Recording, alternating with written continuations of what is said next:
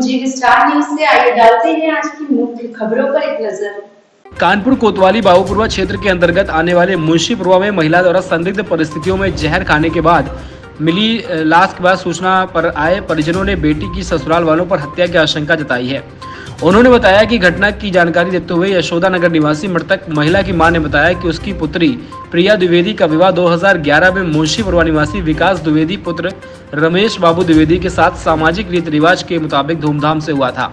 उन्होंने अपने हैसियत से ज्यादा खर्च किया था और नकदी व दहेज भी भरपूर मात्रा में दिया, लेकिन बेटी की ससुराल में सास सुधा द्विवेदी, पति विकास द्विवेदी व देवर विवेक द्वारा सम्मान नहीं दिया और कुछ भी सामान नहीं दिया, जिसके चलते आए दिन बेटी को दहेज लाने का ताना दिया जाता था, मारपीट भी करते थे। इसके अलावा मृतक प्रिया ने अपने भाई जो कि इंडियन एयरफोर्स में वर्तमान में कार्यरत है उसको सूचना दी, जिसको लेकर उन्होंने जब अपने बहनोई से बातचीत की तो उसके बाद उनके बहनोई की बातचीत भी बंद हो गई। मृतका के भाई ने बताया कि मेरे पास कल पिताजी का फोन आया, तुम्हारी बहन अब इस दुनिया में नहीं रही, तो आन फान में भागकर वह कानपुर आया और उन्हें पता चला कि कल 3 बजे उसकी बहन के देवर का उनकी मां के पास फोन आया था कि भाभी ने कुछ खा लिया है, हम उन्हें लेकर भार्गव हॉस्पिटल जा रहे हैं। जहां पर मां और उनके भाई भार्गव हॉस्पिटल के निकले तो वहां से रिजेंसी और फिर रिजेंसी से कृष्णा अस्पताल भर्ती किया गया, जहां पर रास्ते में उसकी बहन ने दम तोड़ दिया। मृतका के भाई अरुण द्विवेदी ने प्रशासन से उचित न्याय की मांग करी है। फिलहाल पुलिस ने शव को कब्जे में लिया है, पोस्टमार्टम के लिए भेजा है। वैदिक कार्रवाई प्रचलित है। यहाँ पर उनका कहना है कि पोस्टमार्टम और संपूर्ण घटना के बाद जो तथ्य सामने निकल कर आएंगे, इस घटना के में जो भी दोषी होगा उसके खिलाफ कड़ी कार्रवाई की जाएगी। आशा द्विवेदी है। हमको फोन आया किसका? उनके देवर का। देवर का हमारी लड़की बिटिया का। क्या हादसा हुआ? अच्छा हुआ ये उन्होंने कहा कि मम्मी आ जाइए, भाभी में एडमिट कर रहे हैं, भाभी की तबीयत बहुत ख़राब है। इन्होंने कुछ खा लिया। किस समय आपको फ़ोन किया गया था? 3 बजे। हाँ 3 बजे करीब किया। 3 बजे रात्रि के सुबह? दोपहर में किया।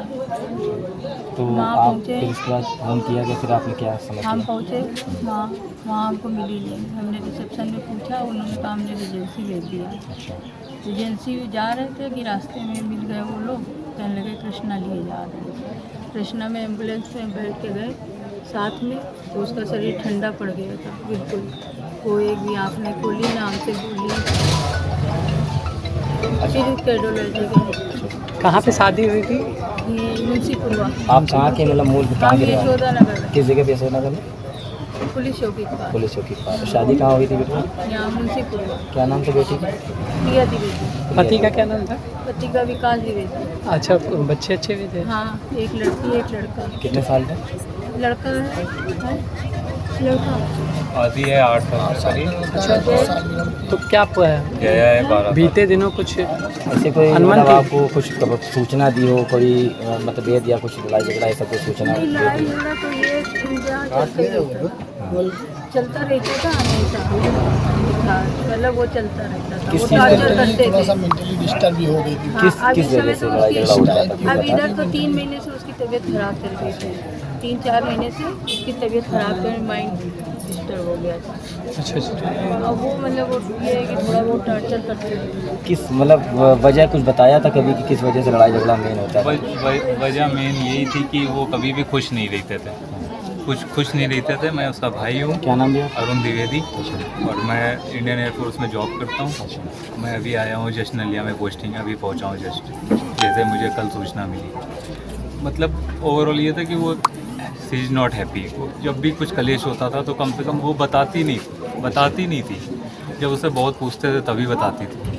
कई बार इन्होंने हाथ उठाया तब उसने बताया। मैंने वहाँ से फ़ोन करके इनको बोला कि सुना आपने वो हाथ उठाया है, तो बोल रहे हैं और उठाऊँगा, बात नहीं सुनेगी तो।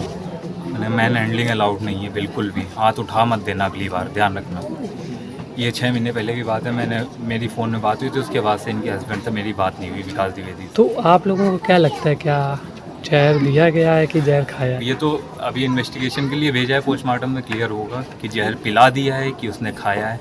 खाया है तो उसका भी रीजन क्रिएट हुआ होगा तभी खाया है। इतना प्रताड़ित उसको कर दिया, परेशान कर दिया, कलेश करके हर चीज़ में उससे लड़ाई करना, हाथ उठाना, क्या करेगी?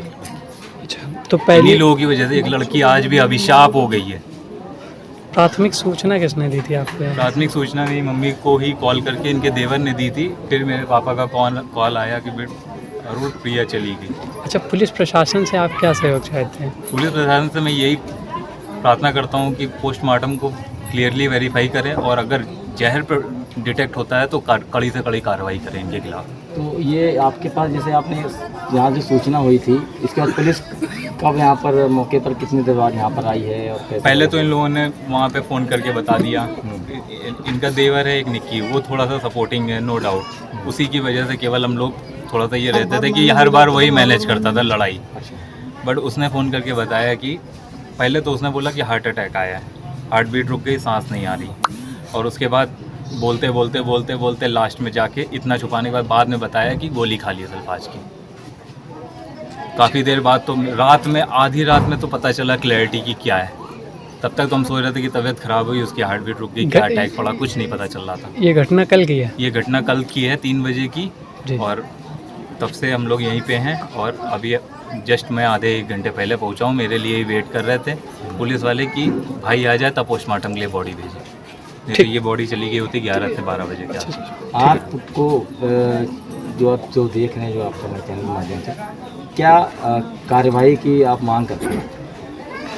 कार्रवाई की यही मांग करता हूँ कि ऐसे लोगों को कम से कम एक एग्जाम्पल के तौर पे इतना कड़े से कड़ा पनिशमेंट देना चाहिए कि कम से कम एक लड़की होना अभिशाप ना हो। आज भी एक लड़की पैदा होती है तो एक बार एक बाप की दिल में धक्के से होता है कि इसको पता नहीं अच्छा लड़का मिलेगा कि नहीं। ठीक, ओके। और सबसे एक ही रिक्वेस्ट है कि जितनी शादी में पैसा लगाते हैं ना आप लोग, उतना उसकी पढ़ाई में लगाइए, उसको इतना इंडिपेंडेंट बनाइए कि किसी के दम पे डिपेंड होके ना रहे। इतना अगर सहन करना है तो कम से कम एटलीस्ट कंप्लेंट करके अपने हस्बैंड को अंडा कराए, अपनी जान मत दे। कौन सा थाना लगता है? बाबूपुरवा थाना।